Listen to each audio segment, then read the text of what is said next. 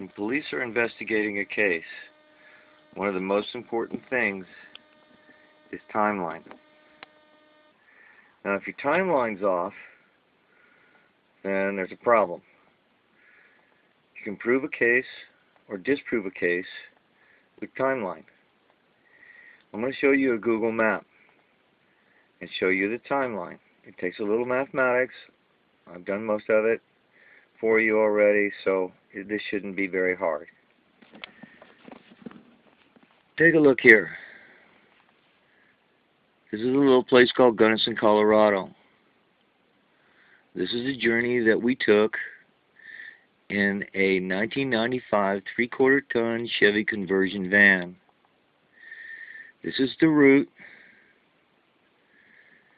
along which I was accused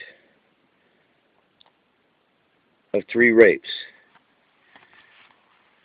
Now, it was proven by police that I took 4 hours to make this journey.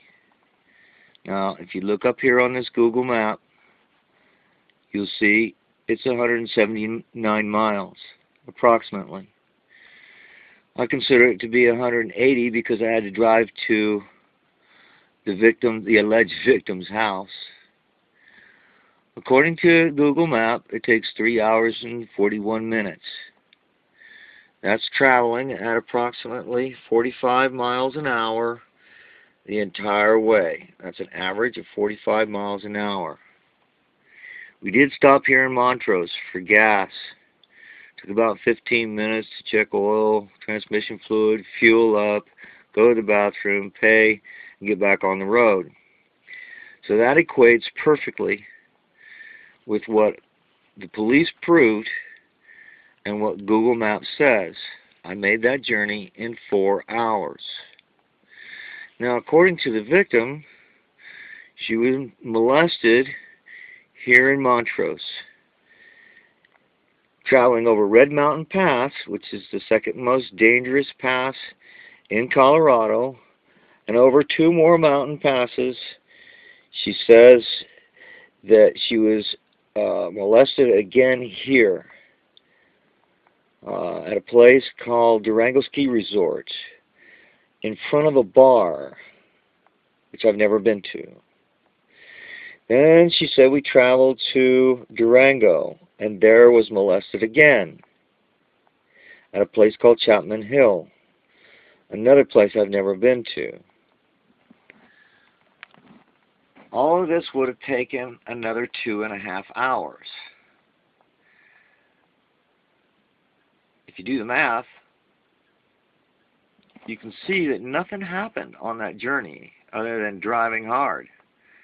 It was nighttime, it was Red Mountain Pass, it was dead of winter. And there are 2 other mountain passes, if you don't know that area, after Red Mountain Pass that you have to cover. It's very difficult to travel that at an average speed of 45 miles an hour, but I did it. And I got there in 4 hours. So timeline is way off. The police knew it. They knew nothing happened on that journey. They had proof. Here's another document, another piece of evidence that I'd like you to take a look at. This is a document sent to John Baxter from Colorado at the Colorado Public Defender's Office. It was intended for Suzanne Carlson. Now, how this got changed up, I'm not sure about that, and it should be investigated. This is a document from a forensics lab in Colorado, in Durango, Colorado, called Lightning Communications Incorporated. They have an email address and they have a phone number. Now, this is the lab where Suzanne Carlson had evidence sent when I told her that evidence had been tampered with. She didn't send it to a state lab like the law requires. She sent it to a private lab and had me pay for it, not only in cash, but with my life. This document is extremely important and was very valuable to her. It talks about the tape and how there are many strange artifacts, pops and clicks throughout the tape. Now, you don't get pops and clicks on an audio tape from a pretext conversation that's done by police if it was done correctly, if it was not tampered with or altered. Down here it talks about that there are other ways to have this tape examined by a proper investigation. Now, when Suzanne Carlson got this report, it was gold for her. She could do one of two things. She could do the right thing and take some serious people down. Judge Jeffrey Wilson, my ex-lawyer, Richard J., police officer, Detective Rita Warfield, who tampered with the tape, and the DA. They all knew that the tape had been tampered with. They all knew I was complaining about it for quite a long time, years. Or she could take this to them, get herself a judgeship at Ignacio, which is an Indian reservation. You don't have to be elected to get a judgeship at an Indian reservation.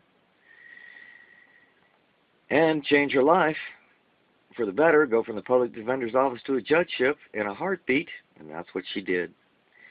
By feeding me to the dogs, who still have their teeth in me and are ripping me apart piece by piece. So I have evidence, I have proof of the tape being tampered with. Now, why do police tamper with evidence? Pretty simple, isn't it? The evidence proves you innocent, and they tamper with it to prove you guilty, then there's something going on. When it involves more than two people, it's considered a conspiracy. This involves more than 30 people at this time, 3 states and the U.S. borders. Now, why did Rita Warfield, after finding the van, which had been sitting on the same spot for almost 2 years at my ex-girlfriend's house, why did she take photographs of it and not have it examined by a forensics team? Ordinarily, if you've got a crime scene, you would have it examined by a forensics team. In the case of a vehicle, you have it removed and taken to a forensics team and examined. Why wasn't this done? Why, at the preliminary hearing, did she say that the van had vanished off the earth? Now, I don't know if you know Colorado DOT, Department of Transportation. Their rules are very clear. No vehicle disappears off the planet if DOT's got their hands on it. Okay? I proved by using a private detective that the van was still in existence. I knew where it was. I knew how to get to it. I still do to this day. Police don't know it because I had an inside connection inside the courtroom, and that person helped me. And they told me that they were so terrified that they were going to be killed if they were found out. If it was found out that they were helping me, that their family would be killed and they would be killed. That sounds more like mafia to me than police. Doesn't it to you? That's scary stuff. But they did help me, and I did find the van. Now, why would police do this? I can't tell you. This is pretty sick behavior. I know how the tape was tampered with. I know who did it, where it was done, how it was done, and I can prove it. Thank you for your time. God bless you all. I hope you never have to go through what I've been going through. Bye-bye.